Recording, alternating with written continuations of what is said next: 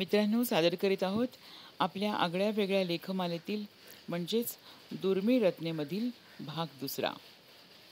आपल्याला माहीतच आहे की ही लेखमाला म्हणजे लता दीदींनी गायलेल्या अनेक अनवट, अप्रचलित, फारशा न ऐकल्या जाणाऱ्या किंवा कमी ऐकल्या जाणाऱ्या गाण्यांचा रसास्वाद.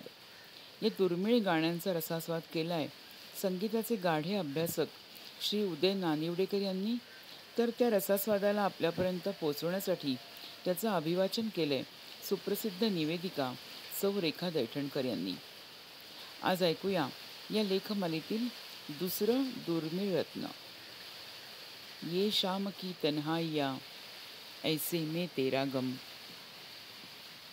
असं सांगितलं जातं की त्या अजरामर गाण्याची चाल राज कपूरजींनी पहिल्यांदा ऐकली तेव्हा ती त्यांना फारशी आवडली नव्हती.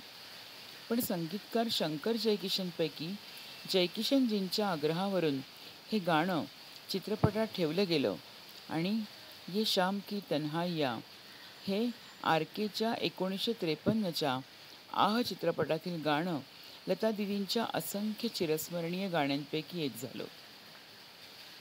हे गाणं लता दीदींच्या क्लासिक्समधलं असलं तरी त्यांच्या नेहमी ऐकल्या व गायल्या जाणाऱ्या लोकप्रिय गाण्यांपैकी नव्हे.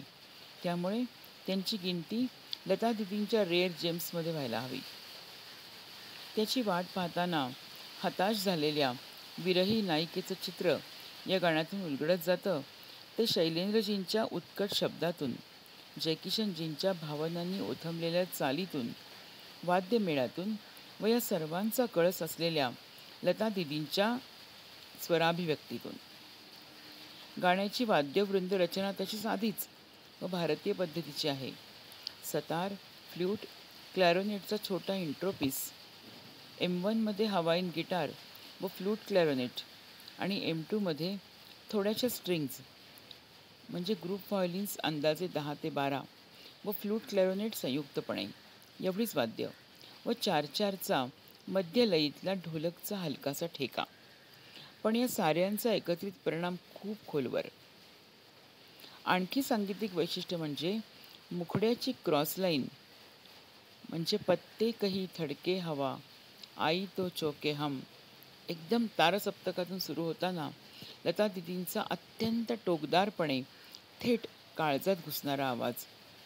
गाण्यांचे दोन्ही अंतरे अगदी छोटे म्हणजे अगदी एकेका ओळीचे व चक्क मंद्र सप्तकातले आहेत आणि त्यानंतर एकदम क्रॉसलाईनच्या त्याच तीक्ष्ण ओळींनी आपण मुखड्याकडे येतो. आए न तुम 100 दफा आए गए मौसम किंवा हालत पे मेरी चांद तारे रो गए शबनम.